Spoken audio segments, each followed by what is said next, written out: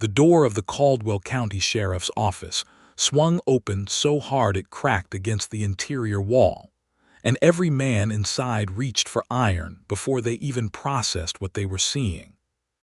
Emmett Dunlap stood in the doorway with the afternoon sun blazing behind him like the mouth of hell itself, his duster coat stirring in the hot Kansas wind of 1882, his dark eyes cutting straight through the smoky air to the iron-barred cell in the back where Belle Maddox sat with her wrists bound and her chin raised in defiance.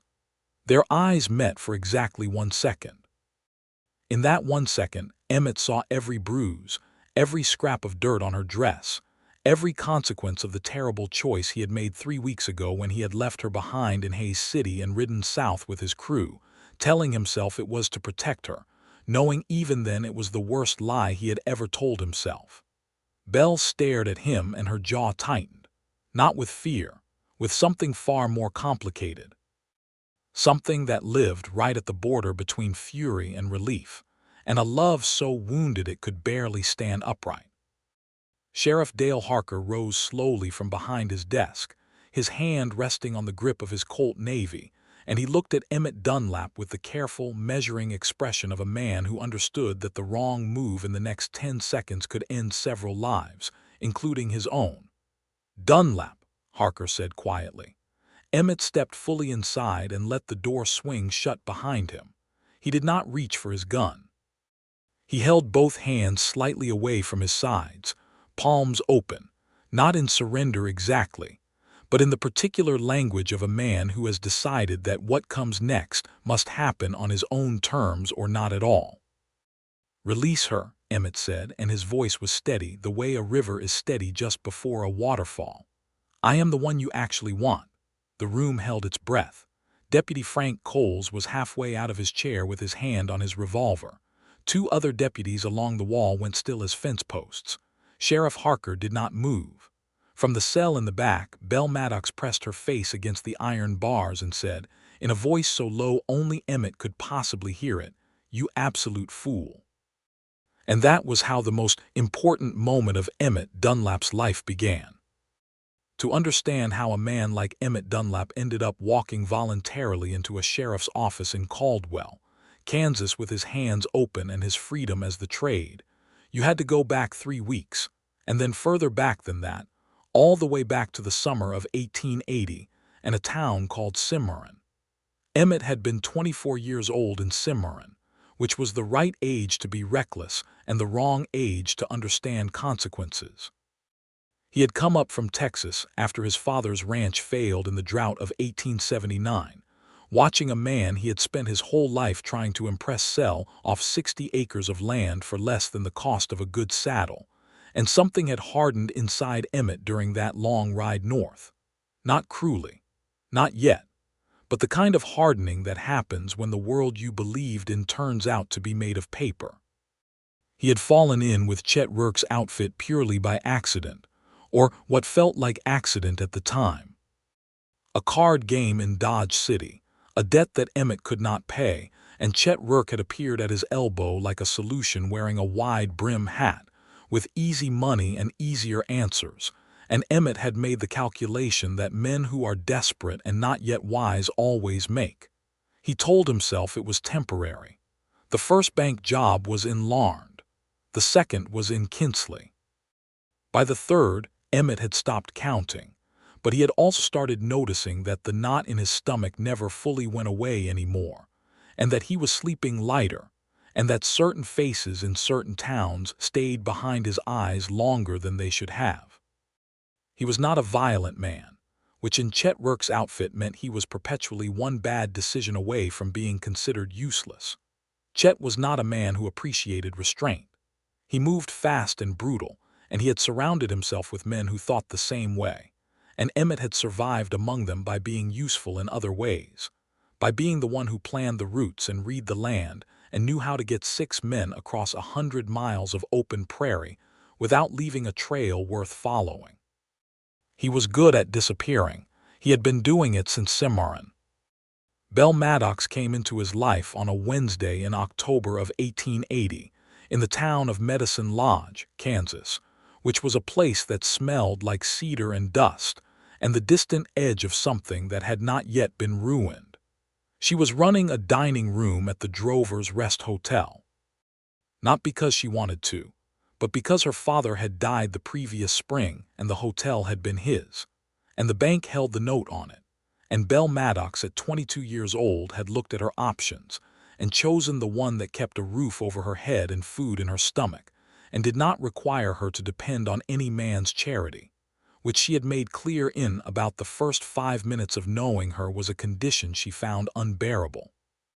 Emmett had come into the Drover's Rest ahead of the others, as he usually did, scouting for trouble, reading the room, and he had sat down at a corner table and ordered coffee, and Belle had brought it to him with a directness that startled him.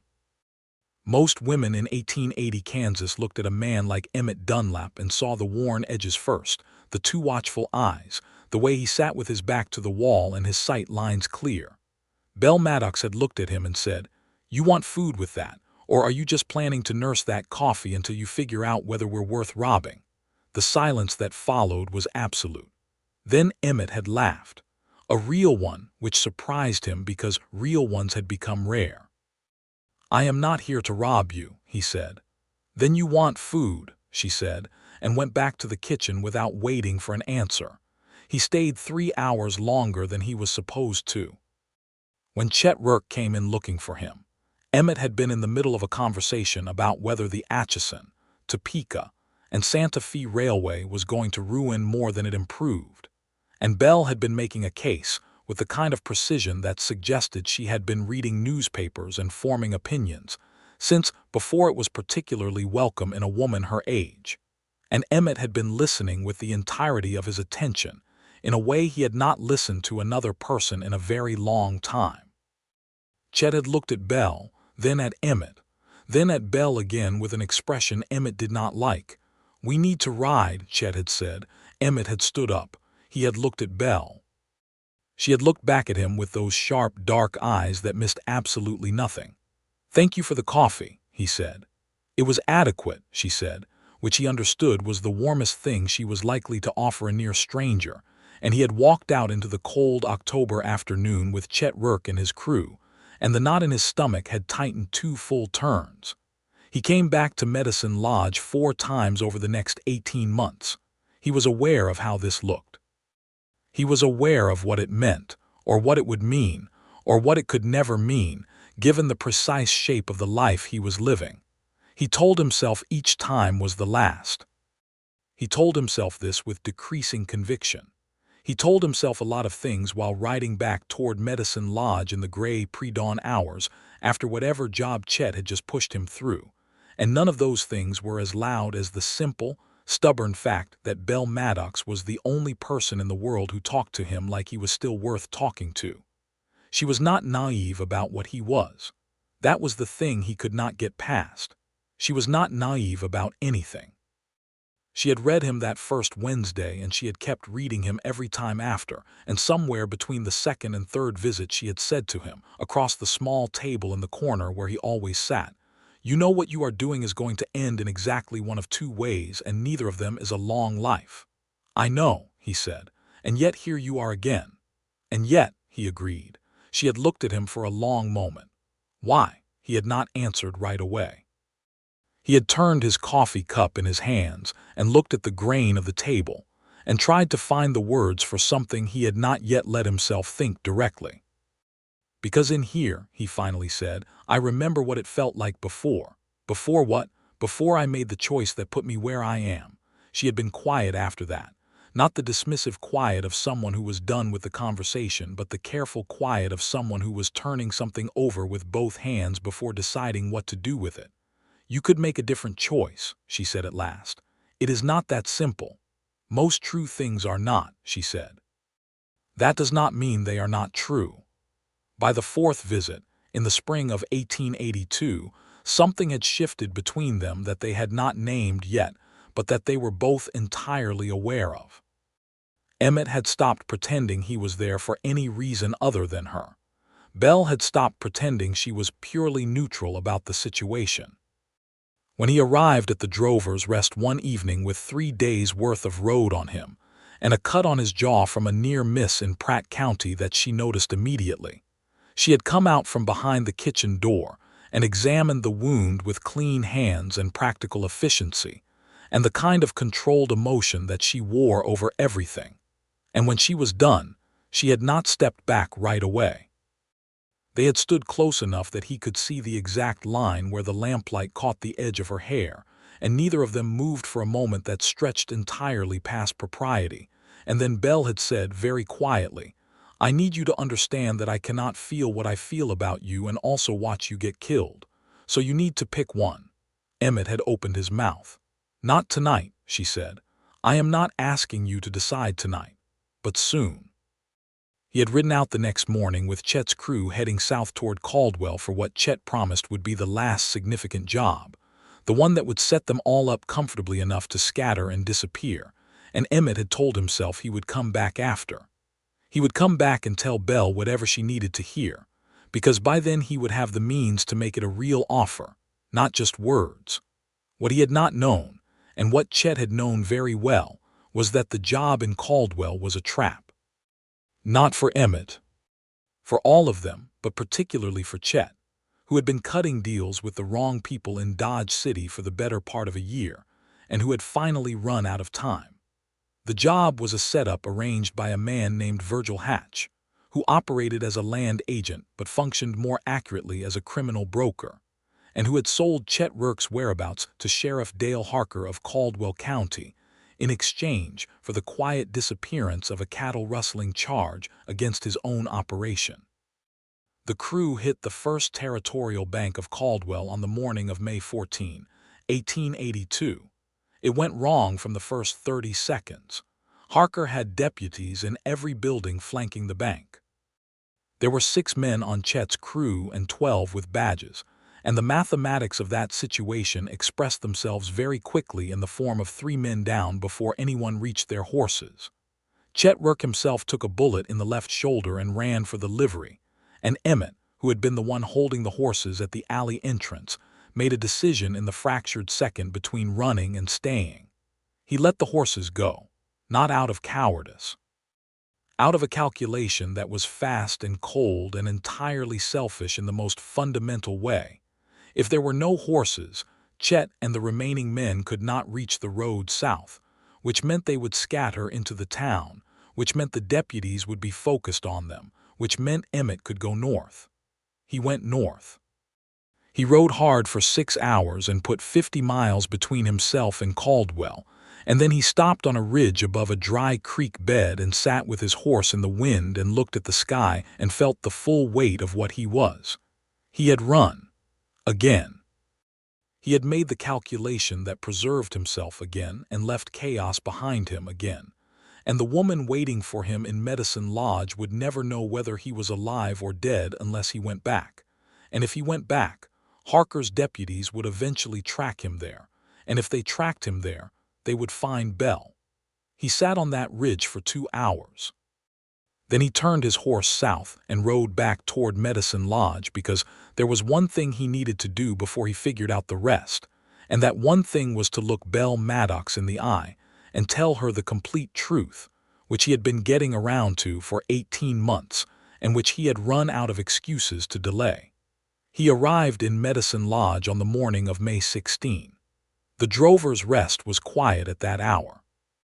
A boy sweeping the porch told him that Miss Maddox had gone to Caldwell 2 days ago to purchase linens for the hotel and had not returned. The cold that moved through Emmett's chest was not like anything he had felt before. He rode to Caldwell in 6 hours. He came in from the north along the creek trail, slow and careful, and he stopped a quarter-mile outside of town and watched the main street through narrowed eyes, and let himself understand what the movement of men and horses was telling him. He found out from a farmer on the road that morning that the woman who had been arrested at the Drover's Rest Caldwell branch was being held as an accessory to the bank robbery, that Sheriff Harker believed she had passed information to the Outlaws, which was not true but was a charge that could be made to stick if Harker wanted it to stick, because Belle's name had appeared in a letter found in Chet Rourke's coat pocket after the shooting. Emmett knew about that letter. He had written it. He had written it because he was stupid with feeling that he had not known how to say out loud, and he had written to Belle from Pratt County 6 weeks earlier in a moment of weakness that he had not let himself fully examine since, and the letter had been addressed to Belle Maddox of Medicine Lodge, and it contained nothing incriminating in itself, but it connected her to a man whose name was now on a warrant, and in 1882 Kansas, connection was sometimes sufficient. The letter had been in Chet's pocket because Chet had found it in Emmett's saddlebag during the ride south and had read it and kept it, and Emmett understood now, standing in the dust outside Caldwell, that Chet had read the letter and understood exactly what it meant and had kept it as insurance, because Chet Rourke had always had a secondary plan, which was what made him both effective and profoundly dangerous. Belle was in that cell because of him. The knowledge was not gradual. It arrived complete and fully formed, and it sat in the center of his chest like something with weight and edges. And Emmett Dunlap, who had spent 2 years making calculations about his own survival, made the only calculation that mattered now in the only way it could possibly work. He rode into Caldwell on the morning of May 18, 1882, tied his horse to the post outside the sheriff's office, settled his hat, opened the door, and walked in. "Release her," he said, meeting Belle's eyes across the room. "I am the one you actually want." Sheriff Dale Harker was not a simple man. He had been the law in Caldwell County for 7 years, and he had seen most of what the border between Kansas and Indian Territory could produce in the way of complications, and he had survived it by being patient and methodical, and by never taking anything at face value on the first look. He looked at Emmett Dunlap standing in his office with his hands open and his face stripped of anything except absolute resolve, and he thought about it for a long moment before he said, "Deputy Coles, holster your weapon." Coles, who had been holding his revolver in the general direction of Emmett's midsection, hesitated. "Holster it," Harker said again, and sat back down behind his desk. "Mr. Dunlap, you understand that walking in here the way you just did, you have essentially placed yourself under arrest." "That is the idea," Emmett said. Harker folded his hands on the desk. "You are wanted for bank robbery, aiding a criminal enterprise, and accessory to assault on federal deputies.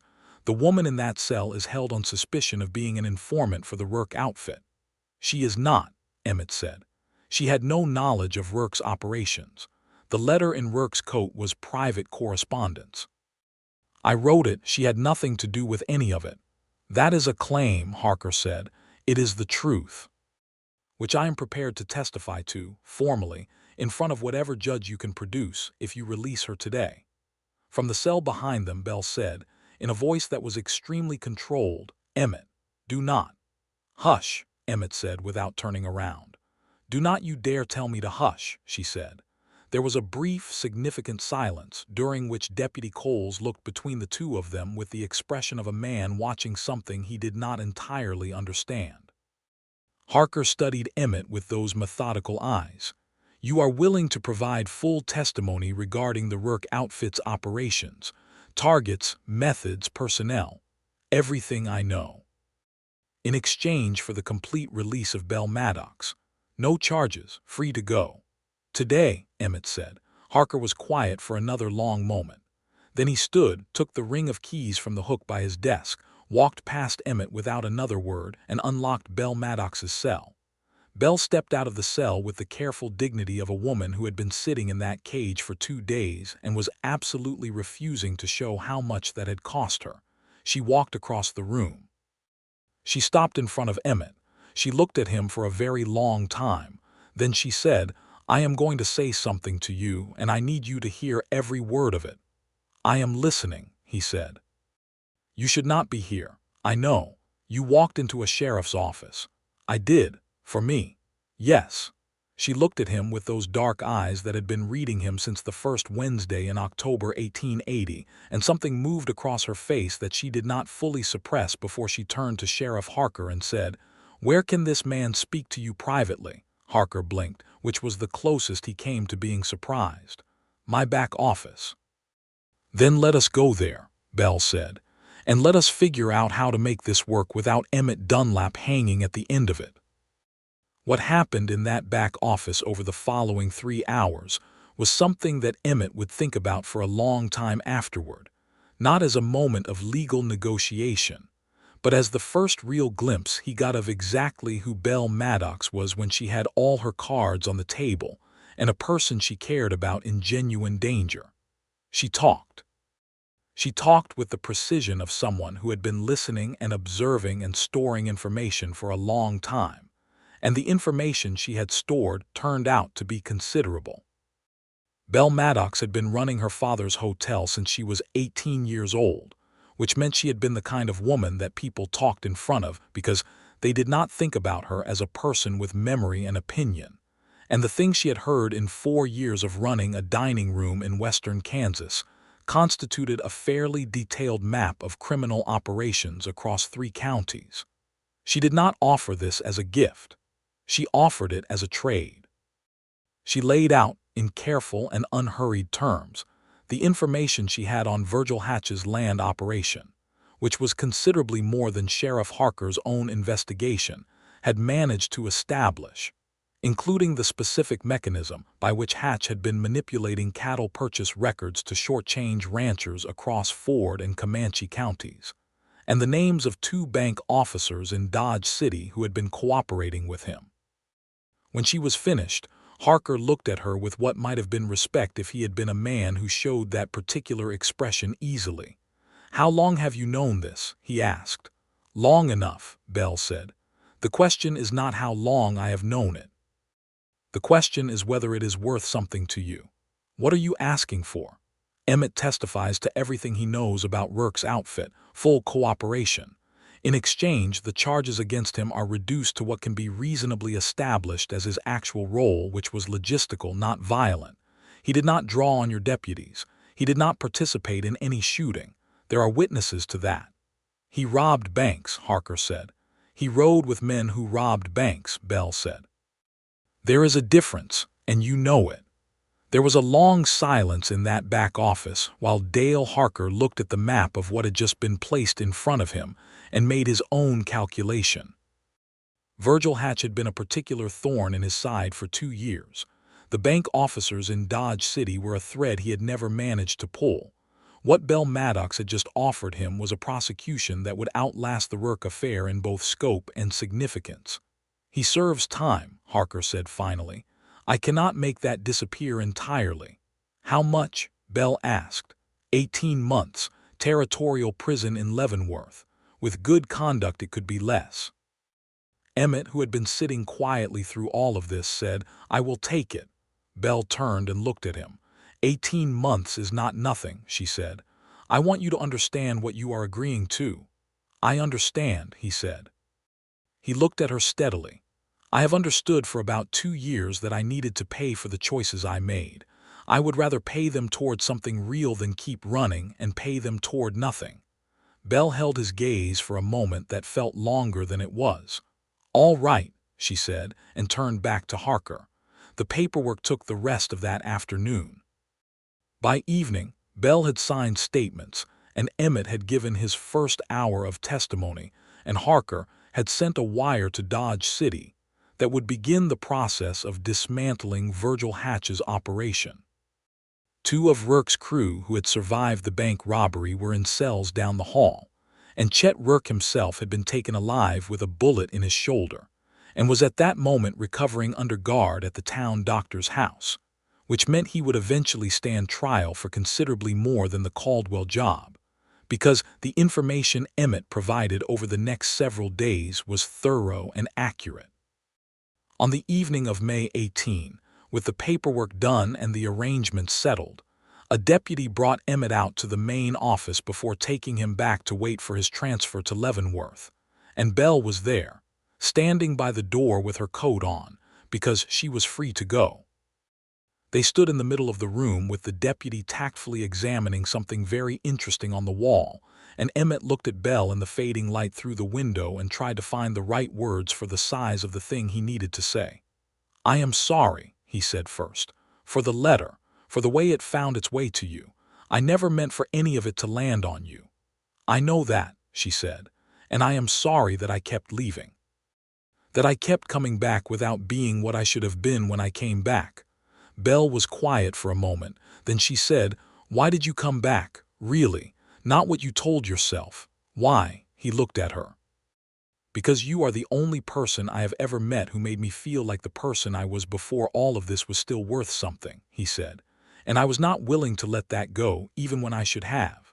The silence between them had a different quality now, not the edged silence of earlier in the day, something softer and more dangerous. 18 months, Belle said. "Yes. I am going back to Medicine Lodge," she said.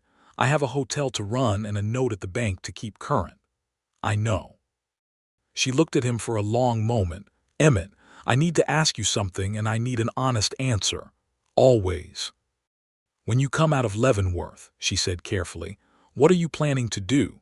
He had thought about this on the long ride south, in the fractured hours on that ridge above the dry creek bed, in the 3 hours of that back office, and the answer was the same every time he reached for it. "I am planning to go north," he said, "to Medicine Lodge, if I am welcome." Belle looked at the floor for a moment. Then she looked up at him with an expression that was not soft exactly, but was entirely honest. "You will be welcome," she said. "Do not do anything in that prison that extends your time. I won't. And write to me, properly, not whatever it was you were doing before." "I was told my letters were adequate," he said.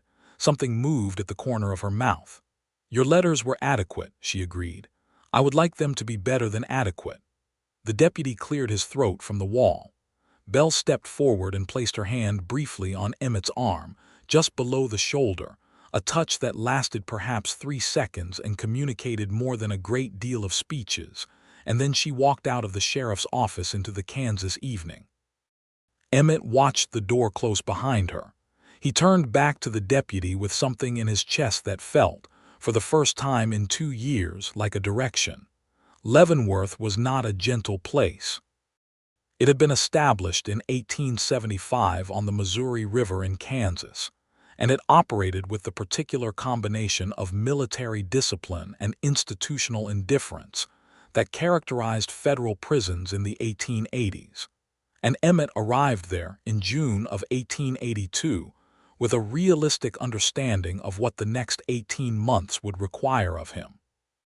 What they required primarily was patience, which had not historically been his strongest quality, and a willingness to exist inside a structure that he had not chosen, which was a practice he found considerably easier than he expected, because he had spent the previous 2 years existing inside the structure of Chetwork's choices, and that had been much worse. He worked. The prison employed inmates in various capacities, and Emmett ended up in the carpentry operation, which suited him, because working with his hands gave his mind something to do with itself that was not entirely destructive. And the man who ran the carpentry operation was a Mennonite from Marion County, named August Becker, who was possessed of a quiet, steady quality that Emmett found unexpectedly grounding. Becker did not ask questions about what Emmett had done to arrive at Leavenworth. He asked questions about whether the joint was square, and whether the measurements were correct, and whether the finish was smooth. And over the months they worked side by side, Emmett found himself absorbing a certain principle from Becker without either of them articulating it, which was that the quality of a thing depended entirely on the quality of the attention you brought to it, and that this principle applied to considerably more than carpentry. He wrote to Belle. The first letter was awkward. He was not a man who had been asked to be honest in writing before, and the page was unforgiving, and he tore up 3 attempts before producing something that said what it meant, and what it meant was this: "I think about you most of the time, and not in the way I should probably be embarrassed to admit in a letter, and I am working on being the kind of man who is worth thinking about back." Her reply came 3 weeks later, which was the time required for a letter to travel from Leavenworth to Medicine Lodge and back, and she wrote in a hand that was precise and direct like everything about her, and she said, "I already know you are worth thinking about. I have been thinking about you for 2 years, and I have no intention of stopping now. Just come back with your choices sorted." He read that letter until the paper softened at the folds. The letters continued throughout the 18 months, and they built something between them that was different from what the coffee across a corner table visits had built, because the letters required them to say things directly that the in-person visits had allowed them to dance around. And by the end of the first year, Emmett had said things on paper that he had never said aloud to anyone, and Belle had written back with a plain-spoken emotional honesty that he suspected she showed almost no one. And what lived between those pages was the kind of knowing that takes root slowly and holds deep when it finally takes. She told him about her father, really told him, more than she had ever said in person. Her father had been a man of real warmth and considerable impracticality, who had loved the hotel as a dream more than he had managed it as a business, and who had died owing $2,000 to the First Kansas Bank in Medicine Lodge, and leaving his 22-year-old daughter to figure out what to do with it. She had been doing that for 4 years, cutting expenses and renegotiating terms and building the dining room's reputation until it was, as she put it, adequately profitable, and the word adequate coming from Belle always meant something considerably better than it sounded. She told him about what it was like to be a woman running a business in western Kansas in 1882, which was a particular kind of daily negotiation between competence and expectation, between what she knew she could do and what other people were willing to see her do. She told him about the man from the bank who came by each quarter with an expression that suggested he was humoring her, and how she had begun keeping every receipt and every ledger entry in perfect order specifically, so that when he sat down across from her table, she could place the numbers in front of him in a way that left no room for humoring. Emmett read those letters with a feeling that was partly admiration and partly something rawer than that, something that had to do with recognizing in her the same quality he had been trying to find in himself since Leavenworth, which was the willingness to stand in the shape of your own life without flinching. He wrote to her about his father's ranch. He had not talked about that before, not really, not even to himself, but on paper in the blue-gray winter light of a prison carpentry shop, he found he could approach it, and what he found when he approached it was grief that he had converted into motion for 2 years without ever actually feeling it. The ranch was gone. His father was in Amarillo now, living in 2 rooms behind a dry goods store, doing odd work. Emmett had not written to him since Dodge City. He wrote to his father in November of 1882. The reply took a long time and was short and contained no recrimination, which was worse in a particular way than recrimination would have been, because it meant his father had simply accepted the distance as permanent, and reversing that acceptance was going to require more than a letter, and Emmett filed that knowledge away as something to be addressed when he had his own ground to stand on.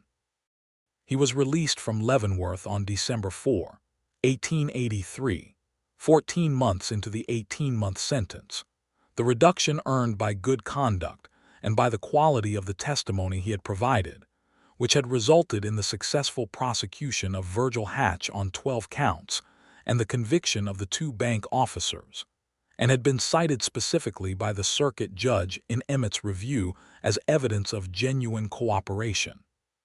He walked out of the gates of Leavenworth on a cold December morning with $47 in his pocket, which was what remained of his prison wages after he had sent half of them to his father in Amarillo, a carpentry toolkit that August Becker had quietly arranged for him to take, and a horse purchased from the prison's disposal lot, a sturdy bay mare with a good temperament, which he named after, for reasons he did not explain to anyone. He rode toward Medicine Lodge. It took him 4 days, traveling through weather that was not interested in being kind, with frost on the grass every morning and the sky the color of old pewter. He stopped each night at whatever shelter presented itself, and he thought about Belle, not anxiously but with the particular quality of anticipation that comes when you have been waiting a long time for something you are now almost certain is real. He arrived in Medicine Lodge on December 8, 1883, in the early afternoon, when the light was the low amber of a winter sun doing its best. The drover's rest looked the same from the outside and different in ways he could not immediately identify from the inside, tidier perhaps, more deliberately itself, as if the 4 years since its previous owner had continued to shape the place in the direction of the woman running it. Belle was in the kitchen. One of the serving girls told him she would be out in a moment, with a look that suggested she knew exactly who he was, and Emmett stood in the dining room where he had sat at the corner table 6 times over the previous 2 years and waited. Belle came through the kitchen door with her sleeves rolled to the elbow and a smear of flour on her right forearm, and she stopped when she saw him. They looked at each other across the dining room of the Drover's Rest Hotel in Medicine Lodge, Kansas, on a cold December afternoon, and neither of them said anything for a moment that was the right length for what it was containing. Then Belle said, "You look thinner." "I feel thinner," Emmett said. "Come and sit down," she said. "I will get you food." He sat at the corner table. She brought him food, a plate of beef and roasted potatoes and bread that was still warm, and she sat across from him while he ate, and they talked with the ease of 2 people who have spent 14 months telling each other the true things, finding that the words came more naturally now than they ever had before. She told him about the past 3 months since his last letter, the kitchen renovation she had finally managed, the additional 2 tables she had added to the dining room, the fact that the bank officer who had been humoring her had been replaced by a younger man who appeared to take her seriously from the first meeting, which she described as a welcome development. He told her about the last 2 months at Leavenworth, about Becker, about the carpentry tools, about his father. "Did you write to him again?" She asked. 3 more times, he said. He replied twice. "We are not fully repaired, but we are talking." Belle nodded. "That matters." "I know." She looked at him across the table with her hands folded on the surface between them. "And what are you planning to do now?" she asked. "You mentioned in your last letter that you had something in mind." He had, in fact, spent considerable time thinking about this, and the thinking had been shaped partly by Becker's quiet example and partly by a practical assessment of what he knew how to do and what was needed in western Kansas in 1883, and partly by something he had not yet said out loud. "I want to build something," he said. "I am good with my hands and I know how to read land, and I have been told there is demand for quality building work between here and Pratt County. I thought I might start small, do repair work at first, establish a reputation, work toward something larger." "That is a practical plan," Belle said. "There is another part of it," he said. She waited. "I would like to do it here," he said, "in Medicine Lodge, if that is not unwelcome." Belle looked at him for a long moment. "That is not unwelcome," she said. And then, because she was Belle Maddox and she did not leave things half said when they mattered, "I want you to understand what I am saying when I say that, Emmett. I am not saying it casually." "I know," he said. "I am not saying any of it casually." The silence between them had that quality it had had in the sheriff's office, that different, softer, more dangerous quality, except now there was no deputy to clear his throat from the wall, and no impending separation, and no 18 months of letters remaining to be written. "Then stay," Belle said simply. He stayed. The winter of 1883 into 1884 was the winter that Emmett Dunlap built himself back from the ground up, which he had always understood as a metaphor, but which turned out to be almost literal, because the work he took on in Medicine Lodge and the surrounding area was primarily construction and renovation, and the ground-up nature of it meant that most of what he was doing was clearing and leveling and laying foundations. And there was something in that process that suited the state of things. He rented a room at the far end of town from a widow named Mrs. Colbert, who charged fair rates and asked no questions about his past, which he respected her for, and he kept a professional distance from Belle during the working hours that was not pretense, exactly, but was a recognition that Medicine Lodge was a small town with attentive neighbors, and that Belle's reputation was a thing of practical value that she had built over years, and that he had no intention of being careless with. But the evenings were different. Some evenings he came to the Drovers' Rest for supper and stayed past it, and Belle sat with him at the corner table after the other diners had gone, and they talked in the way that they had learned to talk in the letters, which was honestly and at length and about things that actually mattered. She told him more about the daily texture of her life, the specific negotiations of running a business as an unmarried woman in a small western town in the 1880s, the assumptions made and the assumptions she corrected, the ways in which she had learned to make people see her ability before they had a chance to default to their presumptions. She talked about it without bitterness mostly, but with a clarity about the mechanics of it that he found both illuminating and quietly enraging on her behalf. "Does it tire you?" he asked one evening in January. "Yes," she said plainly, "but the alternative is to not run the business, and the alternative to that is to depend on someone else's decisions for my own survival, and I find that intolerable." "I know," he said. He paused. "I want to ask you something." "Then ask it." "What would it look like," he said carefully, "if you did not have to do it alone? The business, the decisions, not someone taking it over, a partner, someone who ran it with you on your terms." Belle was still for a moment. "That is a very specific question." "It is a very specific offer," he said. She looked at him. The lamplight caught the edge of her jaw, her hair. He had memorized the particular quality of her face in this light over the past year and a half, and he was still not done looking. "Are you proposing to me, Emmett Dunlap?" she said. "I am proposing the idea of proposing," he said. "I want to know if it is welcome before I do it properly." Belle Maddox, who was not given to impulse or sentimentality, looked at the man across the corner table and felt the full accumulated weight of 3 years and every letter and every mile of every road that had brought them to this particular lamplit evening in December, and she said, with absolute composure, "It is welcome." He proposed properly the following Sunday.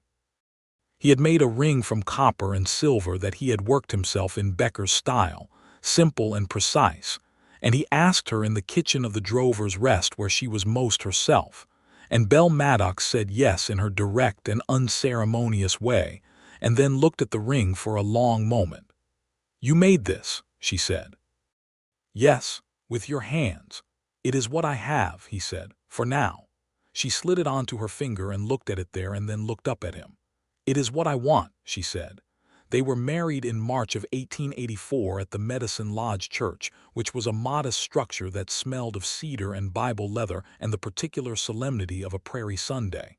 The ceremony was small by intention, attended by Mrs.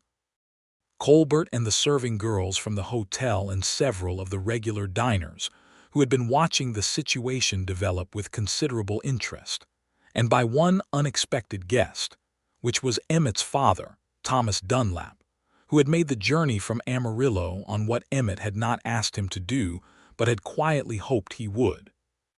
Thomas Dunlap was 61 years old and worn down but present, and when Emmett saw him standing outside the church that morning, he stood very still for a moment, and then crossed the ground between them, and the two men shook hands, and then, because the size of the thing required it, embraced briefly and without ceremony, the way men of that generation managed the things they could not say. Thomas told Emmett at the wedding supper that he had received a letter 6 months ago from a woman named Belle Maddox, describing his son in terms that had made him reconsider what he thought he knew about how Emmett had ended up where he was, and that the letter had been the most honest and clear-eyed account of a person he had received from any source in his life, and that he had booked the stage from Amarillo the following week. Emmett looked at Belle across the supper table. Belle had the expression of a woman who had done a thing and considered it none of anyone's business, and Emmett thought that the specific quality of his love for her at that moment was beyond the reach of language, and that he was going to spend a very long time trying anyway. The years that followed were not without difficulty, because no years in 1880s Kansas were without difficulty, and Emmett and Belle were not people to whom ease came naturally, but they were people to whom work and honesty came naturally, and those qualities, applied consistently, had a way of resolving most of what arose. Emmett's building operation grew. By the summer of 1884, he had enough consistent work to hire 2 men, and by the end of 1885, he had a reputation that reached to Pratt County and beyond, not in the way his reputation had once reached, but in the way that actual usefulness creates its own word of mouth. He built well and he charged fairly and he finished what he said he would finish. And in a region where the practical challenges of construction were considerable, those qualities were not unremarkable. Belle's Hotel continued its steady ascent from adequately profitable to genuinely successful. With Emmett's labor available for the modifications she had been planning for years and constrained by cost, the Drover's Rest expanded through 1884 and into 1885, adding a proper dining room extension and 4 additional guest rooms, which the increased traffic through Medicine Lodge absorbed quickly. The banknote was retired in full by December of 1884, which Belle marked by placing the paid receipt in a frame on the kitchen wall, where it remained. In the spring of 1885, their first child was born, a boy they named William Thomas Dunlap, the Thomas for Emmett's father, and the William for no specific person, but because it was a name that seemed to fit the weight of the thing. Thomas Dunlap made the journey from Amarillo again when he heard the news and stayed 3 weeks, and carried his grandson around the hotel dining room with an expression of profound and simple happiness that Emmett stored very carefully in the part of himself that held things he needed to keep. The boy grew quickly, and with an early and characteristic stubbornness that Belle observed with the expression of someone recognizing their own qualities in a new person. And Emmett found the observation accurate and hilarious and said so, which earned him a precise look.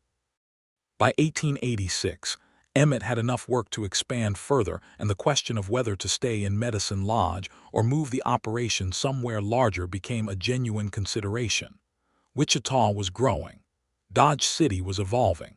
There were opportunities in both that did not exist in a town the size of Medicine Lodge.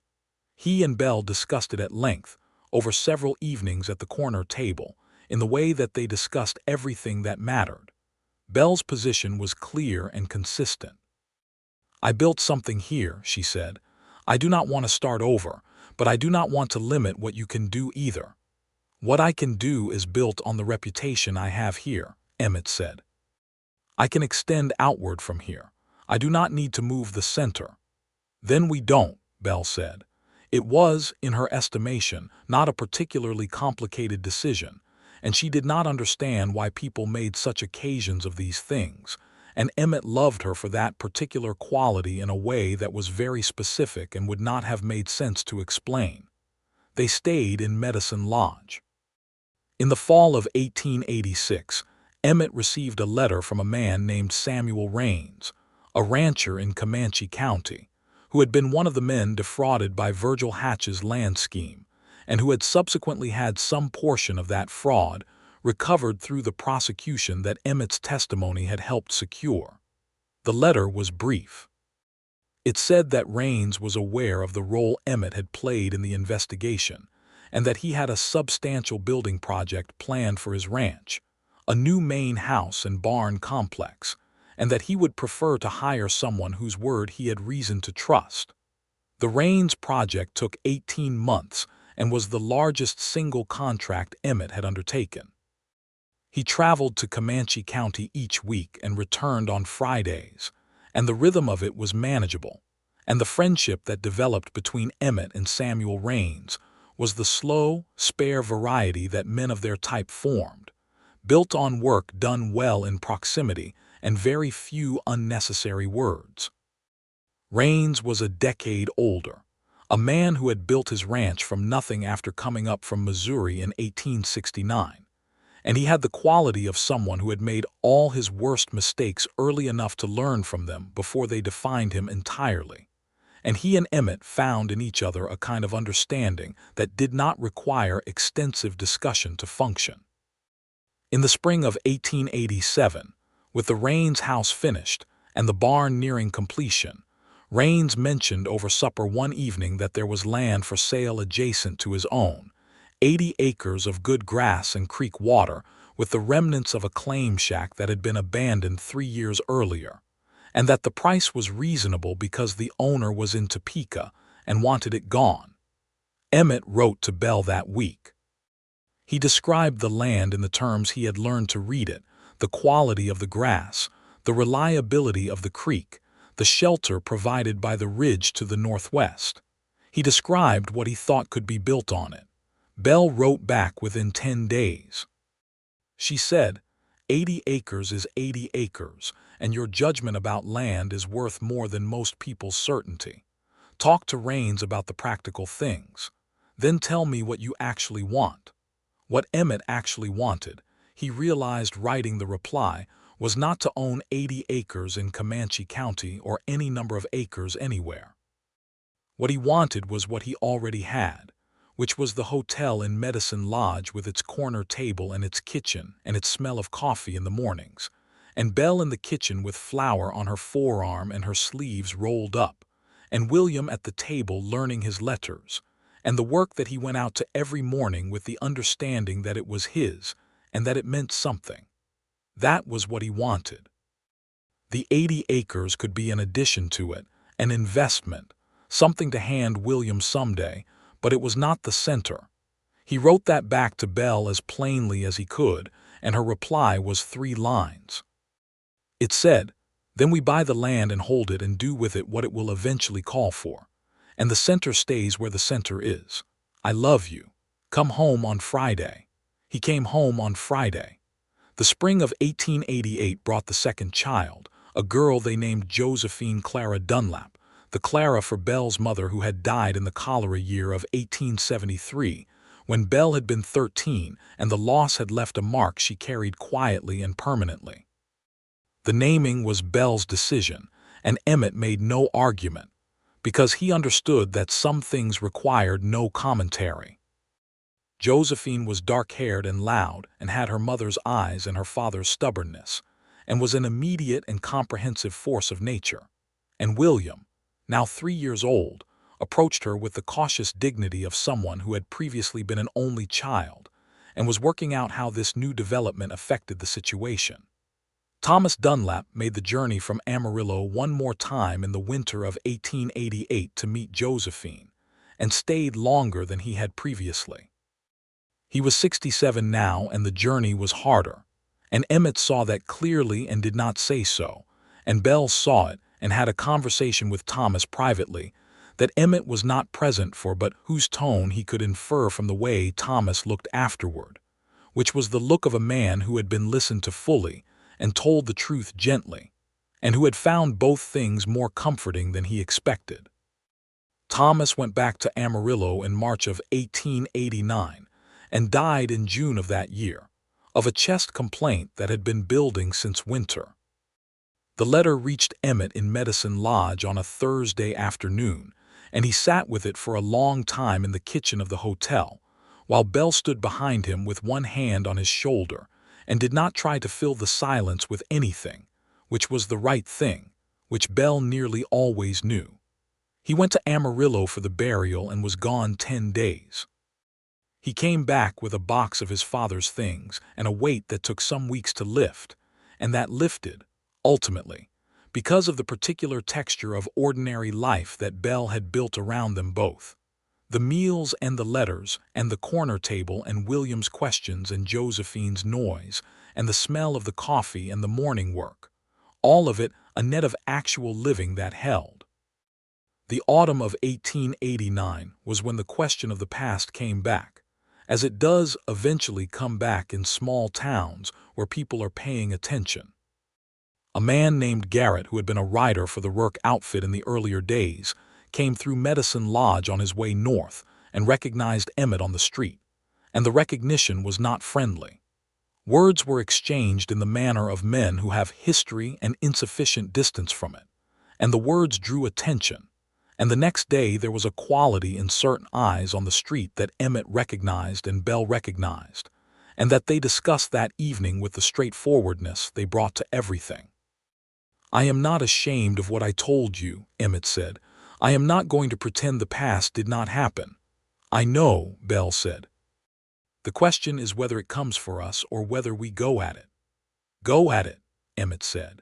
He went the next morning to the office of the Medicine Lodge Cresset, which was the local paper run by a man named Arbuckle, and he sat down with Arbuckle and told him his history plainly and accurately, the whole of it from Dodge City to Leavenworth to Medicine Lodge, in the way that a man tells a story when he is done running from it. He gave Arbuckle the facts, including the testimony that had brought Hatch down, including the circumstances of Belle's arrest and release, including the sentence served. Arbuckle printed it the following Thursday. The response in Medicine Lodge was not uniform. There were people who withdrew their regard, and there were people who came by with something that looked like increased respect, and there were people who had no strong feeling either way and continued buying lumber from Emmett and eating at Belle's hotel. And the overall effect was that the past was now visible, and therefore no longer had the power that hidden things always carry. Belle's response to the article, when she read it, was to put it next to the paid bank receipt on the kitchen wall and say nothing about it except, "On Friday evening at the corner table. Good." By 1890, Medicine Lodge had grown enough that the Drover's Rest was no longer adequate to the traffic, and Belle undertook its largest renovation yet. A full third wing and a proper commercial kitchen that could feed twice the previous capacity. And Emmett built it over the summer with his crew, and the care he brought to everything that was hers. And when it was finished, Belle walked through it with her hands at her sides and examined everything with the precision of someone who has learned that quality is not accidental. She turned to him in the new dining room with the afternoon light coming through the windows she had specified and said, "It is perfect." From Emmett Dunlap, who had spent 6 years building things he intended to last, this was the best thing he had heard. William Dunlap turned 6 in 1891 and began school, where his teacher wrote to Belle that he was exceptionally capable with numbers and somewhat willful about everything else, which Belle read to Emmett at supper with an expression of complete neutrality, and which Emmett found extremely funny until Belle gave him the look. Josephine turned 3 and began following her brother everywhere with a determination that he found alternately flattering and exhausting, and the relationship between them had the quality of a negotiation conducted at full volume that would, Emmett and Belle both understood, eventually become something valuable. In the fall of 1891, a letter arrived from Sheriff Dale Harker, who had retired the previous year and was living in Topeka. The letter was brief. It said that Harker had been asked to provide a character reference in connection with Emmett Dunlap's application to formally expunge the criminal record, a process that had been made possible by a Kansas territorial statute of 1888, and that Harker was prepared to provide the reference and had already written to the court to that effect. Emmett had not made any such application. He looked at Belle. Belle looked at the window. "I wrote to him in August," she said. "I found out about the statute and wrote to ask if he would be willing." "You wrote to Harker," Emmett said. "He was reasonable in 1882, she said. "I assumed he would be reasonable now." "You could have told me," he said. "I could have," she agreed. "I wanted to know if it was possible before I raised it." He looked at her for a long moment with the full understanding of who she was, which was a woman who loved with her whole self while doing it in ways that were practical and forward-thinking, and often conducted quietly in other people's letters without their knowledge. "Thank you," he said. "You are welcome," she said. "It will take some months, but it should work." The expungement was granted in March of 1892, and the document arrived at the hotel, and Emmett opened it at the kitchen table while Belle was in the dining room, and William was at school, and Josephine was attempting to teach the kitchen cat to perform some function that the cat was refusing. He read the document through twice, sat with it for a moment, and then went into the dining room. Belle was behind the counter going over that quarter's accounts in her precise, small handwriting, and she looked up when he came in. He held up the document. She put down her pen and came around the counter and took the document and read it through. Then she folded it carefully and handed it back and looked at him with those dark eyes that had read him since the first Wednesday in Medicine Lodge in October of 1880, and she said, with the complete simplicity that she reserved for the truest things, "There. Now it is done." "Yes," he said. She put her arms around him in the empty dining room in the morning light, and held on in the particular way she held on, fully and without reservation. And Emmett Dunlap stood in the hotel that had become the center of his life, in the town where he had chosen to put down every root he had, with the document in his hand and his wife's arms around him, and felt the thing he had been working toward since a ridge above a dry creek bed in the spring of 1882. He felt like himself. The self that had existed before Dodge City and after Leavenworth, and across all the distance in between. The self that was made not just of what he had done, but of what he had chosen to do about it. The summer of 1893 brought the third child, another boy, whom they named Samuel after Rains in Comanche County, who had become as close to a family friend as the spare vocabulary of their social world allowed. Samuel Rains himself received the news by letter and wrote back in his characteristic 3 lines, saying that he was honored, and that the boy would have the land adjacent to his ranch when he was old enough to want it, and that was that. The baby Samuel was a quiet child from the beginning, easy-natured in a way that neither of his parents was, and which both of them found faintly astonishing and largely wonderful. William, now 8, took his brother's arrival with philosophical seriousness, and immediately began explaining things to him that the baby was not yet equipped to understand, and Josephine, 5, approached the situation with the pragmatic verdict that a second brother was not ideal but manageable. Emmett told Belle, one evening in August of that year, that he thought he was the most fortunate man in Barber County. Belle considered this. "Probably in several counties," she said. "You are agreeing with me," he said, somewhat surprised. "I am not agreeing that you are fortunate," she said. "I am agreeing that the range of the claim is larger than Barber County." He laughed, the real laugh that had become easy and frequent, and Belle smiled, which was the expression she did not produce casually, and which therefore meant everything when she produced it.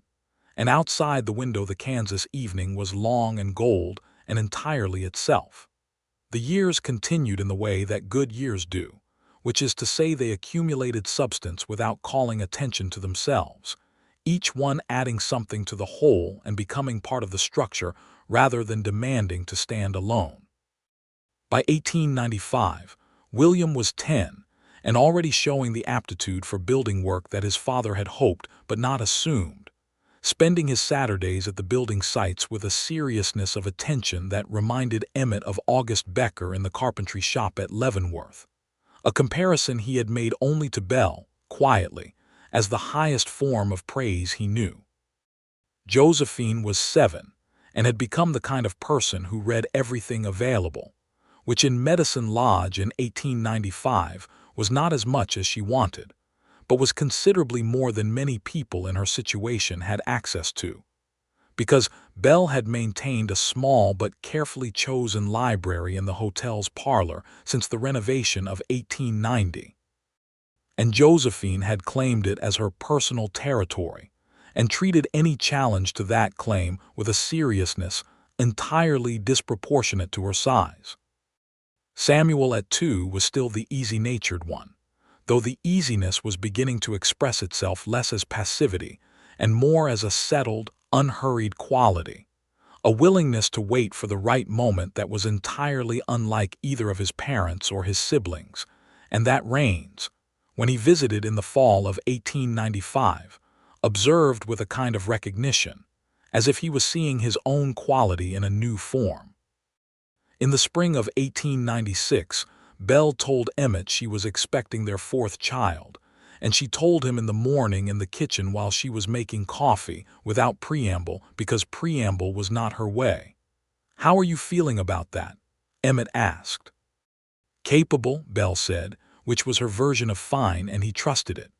The fourth child was born in October of 1896, a girl, their second daughter, whom Belle named Clara without consulting anyone, which was her right. Clara came into the world with the determination of a person who had somewhere to be, and within the first 2 years established herself as the loudest and most opinionated member of a household that was not short of opinions. And Belle looked at her sometimes with the specific expression of someone watching their own early self from the outside, and Emmett wisely did not comment on this. By the end of the 1890s, the Dunlap building operation was the established contractor of choice across 4 counties, employing 11 men and managing projects that ranged from ranch infrastructure to the new school building in Pratt and a Methodist church in Medicine Lodge itself, which Emmett built with the same quality he brought to everything and which stood for decades. The hotel continued its expansion in the direction of the thing Belle had always intended it to be, which was a place of genuine quality in a part of the world where genuine quality was not always available. And by 1898, the Drover's Rest had a reputation that drew travelers specifically, which was no small thing in western Kansas, where there was no shortage of places to spend a night if your expectations were low. The world was changing around them. The last of the open-range era was ending. The railroad had made Medicine Lodge less isolated than it had been in 1880. The Indian Territory to the south was becoming Oklahoma Territory and would soon become the state of Oklahoma, and the texture of the frontier was shifting toward something more settled and more ordinary.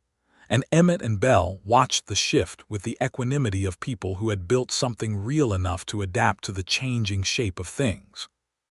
In the spring of 1900, Emmett found himself one morning sitting at the corner table in the hotel dining room with a cup of coffee, a habit he maintained from the very beginning, and looking around the room with the specific quality of attention he brought to his work, assessing what was there. The room was larger than it had been when he first sat in it in 1880. The furniture was better, solid and chosen. The windows were framed by curtains that were simple but right for the light. On the kitchen wall, he knew, there was a paid bank receipt in a frame next to a newspaper article and a gran of expungement. And through the kitchen door, he could hear his wife moving with the efficient certainty of someone entirely at home in their own world. William was 15 and already talking about taking on his first independent project with the earnest ambition of a boy who had watched his father's work his whole life and was ready to do it himself. Josephine was 12 and had progressed through every book in the hotel parlor and was working her way through the Barber County Library with systematic determination. Samuel was 7 and learning to ride with the patience he brought to everything. Clara was 3 and conducting a vigorous ongoing negotiation with the physical world. Emmett drank his coffee and thought about the morning he had ridden into Caldwell in May of 1882 with the calculated certainty that what he was about to do was the right thing and no clear view of what would follow it. He had walked in through that door with his hands open and offered everything he had, which was not very much at the time but which was entirely his, and what had come back from that offering had been more than he had known to want. Not because the world was fair or because good choices guaranteed good outcomes, or because the ledger of a person's life balanced neatly in the end. He knew better than that. He had seen enough of the world to know that fairness was intermittent at best. But because Belle Maddox had sat across a corner table and seen him clearly and said yes, knowing exactly what yes meant, and the reality of being known that thoroughly by someone whose intelligence and integrity he respected absolutely, was the thing that had made everything else possible. Not a reward for becoming better, an invitation to keep becoming. The kitchen door opened and Belle came through it with a fresh pot of coffee and crossed to his table without needing to be asked. She refilled his cup and looked at him with those eyes, still entirely themselves after 20 years of mornings. "What are you thinking about?" she asked. "Caldwell," he said. She sat down across from him. "About Caldwell. "Whether you were glad," he said, "when I walked in before you were furious." Belle considered this with the seriousness she brought to true questions. "I was furious first," she said, "for about 3 seconds, then I was glad, then more furious." "That is about how I expected it," he said. "What you did was an enormous risk," she said. "For a moment I thought you were going to die in that room." "I thought that was possible," he agreed. "But you came in anyway." "I came in anyway." What? Belle looked at him across the table with the full accumulated weight of everything between them. 19 years of mornings and letters and choices made openly, and work done well, and children named, and grief held, and laughter made, and the particular slow miracle of 2 people who chose each other completely and kept choosing. "I was glad," she said. "From the moment I saw you in that doorway, underneath everything else I was glad." He reached across the table and put his hand over hers. Outside the hotel window, Medicine Lodge, Kansas, in the spring of 1900 was going about its business in the bright, practical, forward-moving way of a prairie town that has decided to persist. And the corner table in the Drover's Rest dining room held 2 people who had come to it from impossible distances and stayed. The coffee was hot.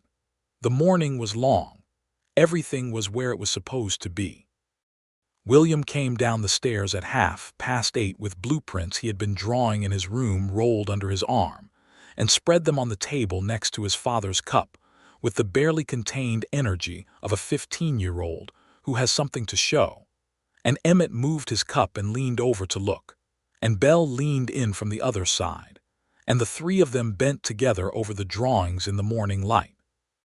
Josephine appeared at the foot of the stairs with a book already open and sat at the far end of the table, and began reading without looking up. Samuel came in from the backyard with dirt on his knees and was told by his mother to go back out and knock it off before coming inside, which he did without complaint. Clara could be heard upstairs pursuing some project that sounded energetic and possibly structural. Emmett looked up from William's drawings and met Belle's eyes across the table. She gave him the expression she reserved for the truest things, the one that was not a smile exactly, but contained everything a smile was made of. He gave it back. Outside, the spring light moved across the Kansas prairie in the long, unhurried way it always had, the same light that had blazed behind him in the doorway of the sheriff's office 18 years ago, the same light that fell on the ridge above the Dry Creek bed and on the carpentry shop at Leavenworth, and on every road between then and now. It fell now through the windows of the Drover's Rest Hotel in Medicine Lodge, Kansas, and it fell warm and even on everything it touched, and it stayed.